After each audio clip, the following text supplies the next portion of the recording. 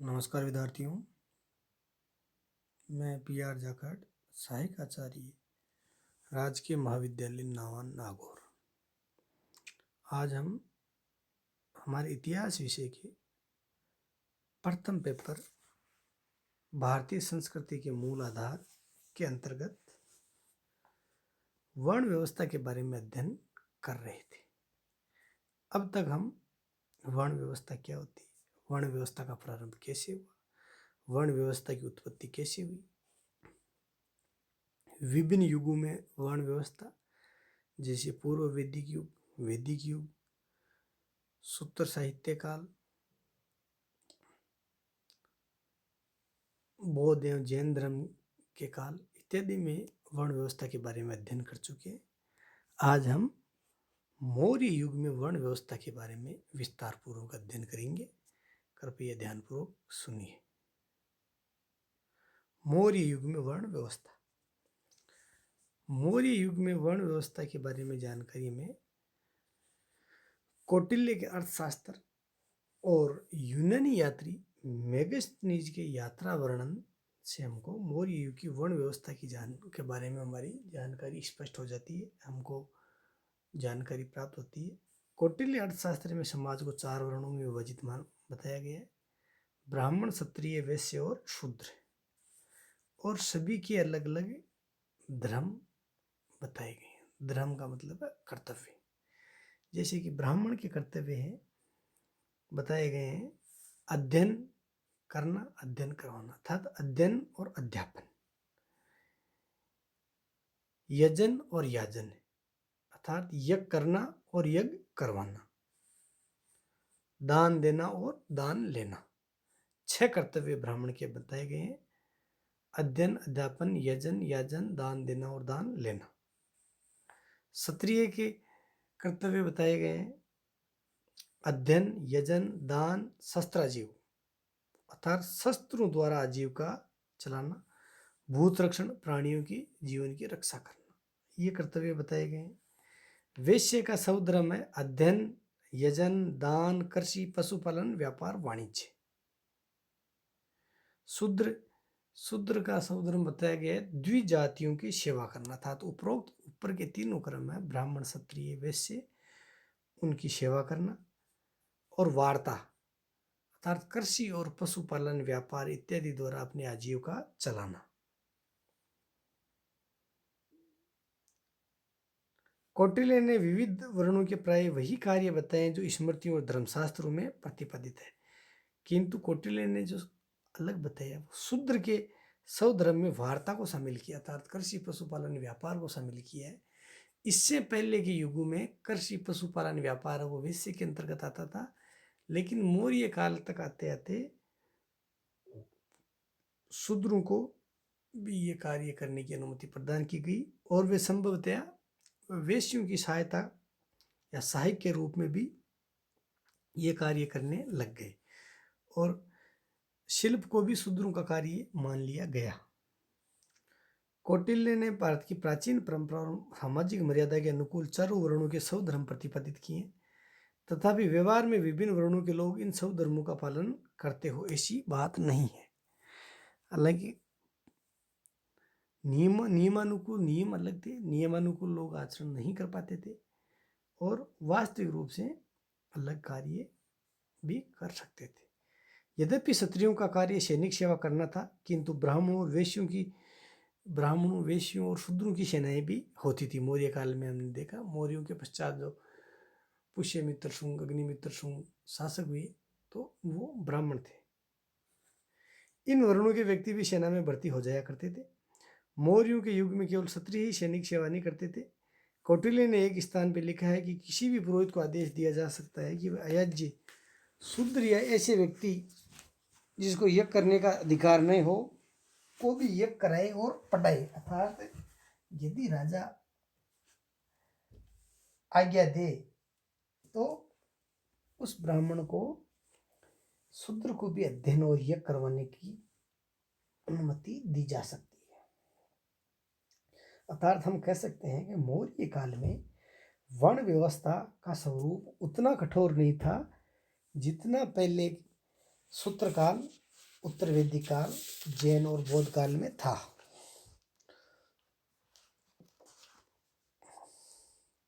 सभी वर्णों को अपने अपने सब धर्मों का पालन करना चाहिए, इस बात पे बल दिया जाता था।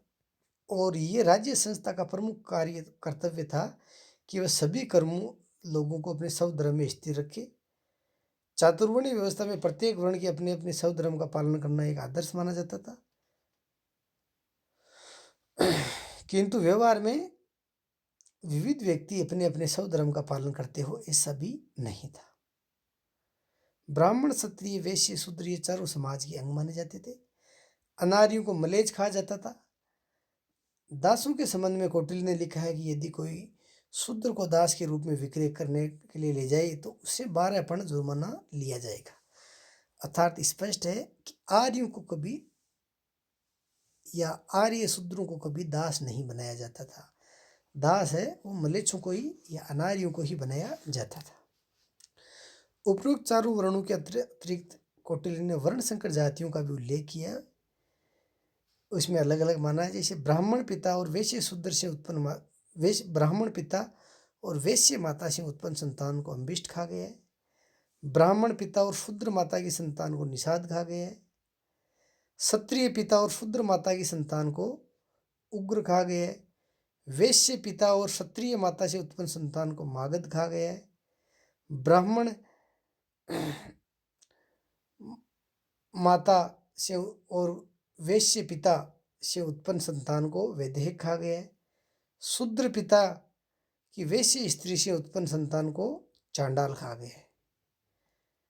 शूद्र पिता की क्षत्रिय स्त्री से उत्पन्न संतान को सत कहा गया है। अर्थात यदि पुरुष और स्त्री दोनों अलग अलग वर्ण के हो, उच्च या निम्न वर्ण के हो या निम्न या उच्च वर्ण के हो, तो उनसे उत्पन्न संतानों को अलग अलग नामों से जाना जाता था। अलग अलग वर्ण संकर जातियों का उल्लेख किया गया है।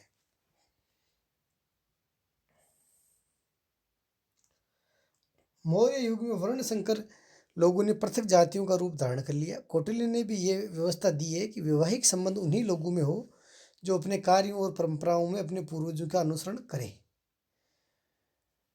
मौर्य युग में तंतुवाय, रजक, तुनवाय, स्वर्णकार, चरमकार, करमार, लोहकार, बढ़ई आदि अनेक जातियां हैं जिनका समावेश शूद्र वर्ण में किया गया है। उन्हें भी आर्य जनता का ही अंग माना जाता था। मेगस्थनीज जो यूनानी यात्री था और चंद्रगुप्त मौर्य के दरबार में पाटलिपुत्र में आया था और यहाँ काफ़ी दिनों तक उसने रहवास किया रहे और भारत के बारे में इंडिका नामक पुस्तक लिखी, जो उनके परवर्ती लेखकों के उद्धरणों में हमको स्पष्ट रूप से उसके बारे में जानकारी मिलती है। हालांकि मूल रूप से इंडिका है वो नष्ट हो गई थी, लेकिन उसके परवर्ती लेखक है उनके उद्धरणों में वो अपने को मिल जाती है। तो मेगस्थनीज ने भारत की संपूर्ण आबादी को 7 भागों में विभाजित किया था। दार्शनिक इनकी संख्या बहुत ही कम थी, किंतु इनकी स्थिति है वो सर्वश्रेष्ठ थी। दार्शनिकों को गृहस्थों द्वारा बलि प्रदान करने, मृतकों का श्राद्ध करने इत्यादि के लिए नियुक्त किया जाता था। बदले में उनको बहुमूल्य दान प्रदान किया जाता था। बहुत सी बातों में वे भविष्यवाणी भी करते थे। यदि भविष्यवाणी सही नहीं हो तो उन्हें निंदा या दंड नहीं दिया जाता था। यदि भविष्यवाणी गलत हो जाए तो वो मौन धारण कर लिया करते थे। तो दार्शनिक का संदर्भ है यहाँ पर ब्राह्मण से लिया जा सकता है। किसान लोग दूसरों की, मेगस्थनीज ने पहले दार्शनिक बताए, दूसरी जाति किसान बताइए। संख्या में बहुत अधिक थे। वे राजा को भूमि कर देते थे, स्त्रियों एवं बच्चों के साथ गांवों में निवास करते थे। वे नगरों या शहरों में जाने से बचते थे। अहीर तीसरी जाति बताइए, अहीर या गडरिये। ये चरवाहे थे जो न तो नगरों में रहते और न ही गाँव में रहते, बल्कि घुमक्कड़ जीवन जीते और डेरों में रहते थे। ये शिकार द्वारा पशुओं को जाल में फंसाकर हानिकारक जंगली पशुओं और पक्षियों से देश की रक्षा करते। ऐसे जंगली जंतुओं और पशुओं को भी पकड़ते जो किसानों द्वारा बोई गई फसल को खा लेते थे। चौथा वर्ण बताया है कारीगरों का। इनमें बहुत सारे कवच बनाते, कुछ अन्य उपकरण बनाते, जैसे करमार है, कुंभकार है, तंतुवाय है, तनुवाय है इत्यादि। पांचवा जाति बताइए सैनिकों की, जो भली भांति सुसंगठित था और युद्ध के लिए सदैव सुसज्जित एवं समुद्रित रहते थे। योद्धा, सैनिक, युद्ध के घोड़े आदि का राजकीय खर्च से पालन होता था। शांति के समय ये लोग आमोद प्रमोद में व्यस्त रहा करते थे। छठा बताया निरीक्षक, जो भारतवर्ष में जो कुछ हो रहा है उसकी खोज करते, देखभाल करते और उसकी सूचना राजा या राजा के प्रतिनिधि तक पहुंचाते थे। सातवां बताया है इन्होंने समुदाय, राज्य कार्य की देखभाल, शासन संचालन करने वाले सभासदों या शासक वर्गों का, जो अपने उच्च बुद्धि और बुद्धिमत्ता के कारण सर्वाधिक प्रतिष्ठित थे। राज्य के मंत्रीगण, कोषाध्यक्ष, न्यायकर्ता इसी वर्ग में आते थे। इनकी संख्या भी बहुत ही कम थी, सबसे कम थी इनकी संख्या।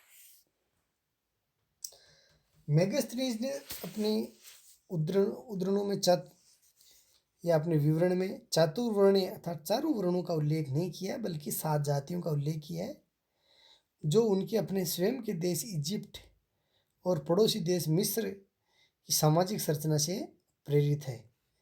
क्योंकि वहाँ का सामाजिक संरचना है वो वर्णों में विभाजित न होके जातियों या वर्गों में विभाजित था। उसी को देख के भारत की जनता को भी उन्होंने 7 भागों में विभाजित किया। जो सातों हैं वो वर्णों के अनुसार, ये दार्शनिक है तो दार्शनिक ब्राह्मणों के अंतर्गत आते हैं। कर्षक समुदाय में वैश्य और शूद्र आते हैं। जिन गडरियों का उल्लेख किया है वे गडरिये भी अर्थशास्त्री वैश्य या शूद्र है, उनका काम पशुपालन था।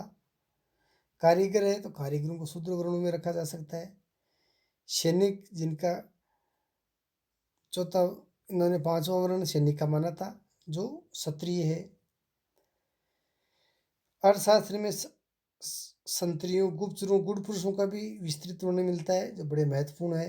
ग्रीक लेखकों ने शासकों का एक पृथक वर्ग माना है, जो ब्राह्मण और क्षत्रिय से भी हो सकते थे। इस प्रकार से जो 7 जातियां बताई है चारों वर्णों के अंतर्गत ही है।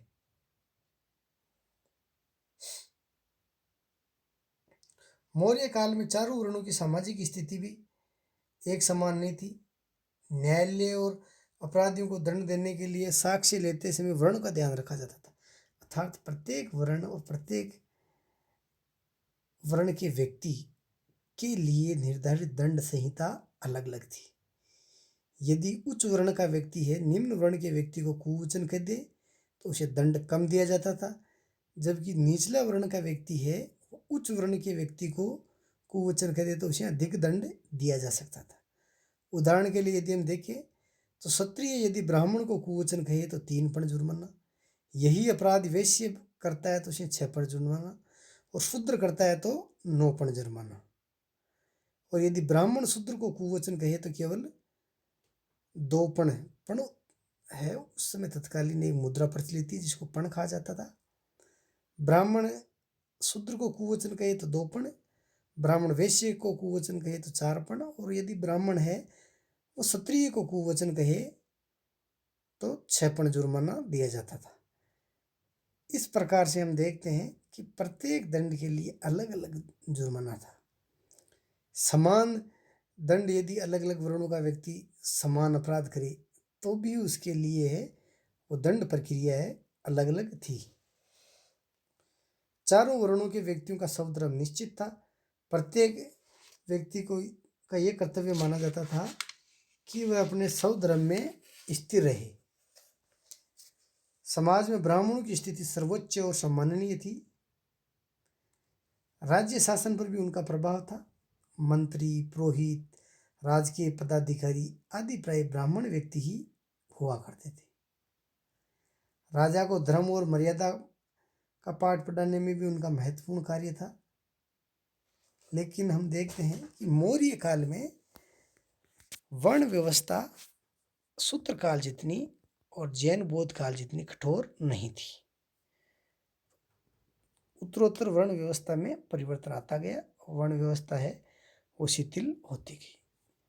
ठीक है बच्चों, आज का प्रकरण हमारा इतना ही है। धन्यवाद ध्यानपूर्वक सुनने